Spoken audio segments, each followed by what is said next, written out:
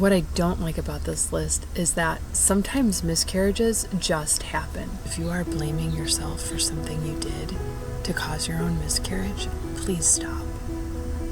It was not your fault. It was not your fault. Sometimes a miscarriage just happens, and it might not be because you smoked a cigarette or you got drunk one night before you realized you were pregnant. As you continue trying to get pregnant, I also want to remind you that you are more than the sum of two pink lines. Are there scientifically proven circumstances that will increase your chances of miscarriage? Yes. Do I like this list? Not at all. I don't. Hey there, my name is Sam Evan Schroeder. I am the grief advocate Unedited, and on my channel I share my own stories of loss so that you will not be alone in yours. Make sure you hit subscribe so that you can see more content in the future that could be helpful for you. Your risk of miscarriage is increased if you drink too much caffeine, too much alcohol, you smoke, or you're obese. Well, thanks for that. But what about the women who drink before they realize they're pregnant, or who smoke before they realize they're pregnant? Caffeine? Like, how much caffeine is too much caffeine? How fat is too fat? Like, how overweight is too overweight? Are there scientifically proven things that increase your risk of miscarriage? Yes, there are. Not a doctor, by the way, not a doctor. What I don't like about this list is that sometimes miscarriages just happen. Sometimes a miscarriage just happens, and it might not be because you smoked a cigarette or you got drunk one night before you realized you were pregnant. Miscarriage just happens. And also, there are plenty of women who drink and smoke throughout their pregnancy who have healthy pregnancies and healthy children. So then how much is too much?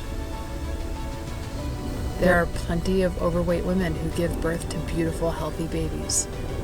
I think this list of things that increase your risk of miscarriage just piles shame on women who are struggling to get pregnant, especially if you're trying to conceive and you're going through IVF and you're doing all these things and you're spending tons of money trying to have a baby.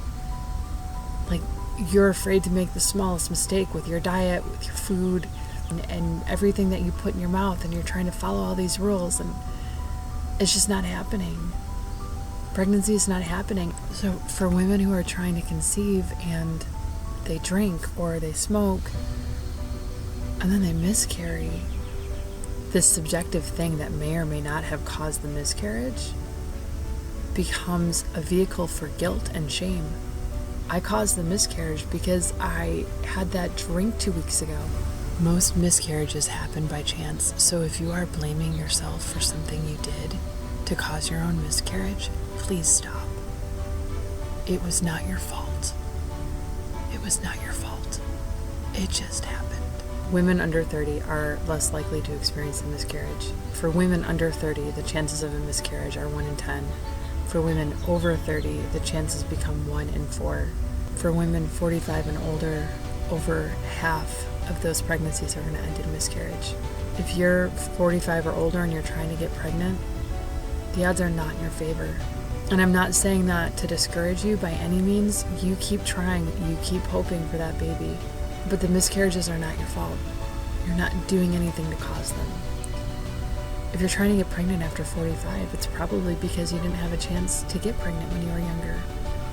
And you deserve the chance to have a biological child. You deserve that chance. So don't give up the hope of being pregnant, but understand that you have an increased risk of miscarriage. It's just harder. It's harder to get pregnant. I wish I had answers for you. I wish I had a magic formula. If you do A plus B, you're going to get a baby. It doesn't work that way. 1 in 4 pregnancies end in miscarriage. 10% of women who try to get pregnant will never carry a child till full term. And there's no way to know whether or not you are one of those women till you do or do not have a baby. And the catch-22 is so cruel. Because if you stop trying, you will not get pregnant. And if you keep trying, you risk being hurt over and over and over again. How cruel is that? I don't wish that for you. I'm so sorry you're here. I'm so sorry you're watching this video. I want to make it better for you. I want you to be able to just get pregnant. Like everyone else around you, it feels like, right? Everyone else around you can just... Did you watch the movie What to Expect When You're Expecting? What to Expect When You're Expecting is a hilarious movie. There is a miscarriage scene in there, so you have to be careful. But this one woman just sneezes and pops out her twins, like literal, like achoo, and her twins pop out, and it made me laugh hysterically, because that's how I felt about pregnancies around me when I was trying to get pregnant. Like everyone was just pregnant, and for whatever reason, there are some women who can't get pregnant easily. It's really hard. A friend of mine was infertile, tried getting pregnant for years and years and years, and she could just tell that there was something different about her body, wrong with her body. Her mom was like, oh, you're crazy, whatever. She's like, no, Mom, like, sex hurts more than it's supposed to.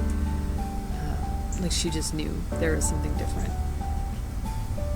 And there was. She couldn't get pregnant.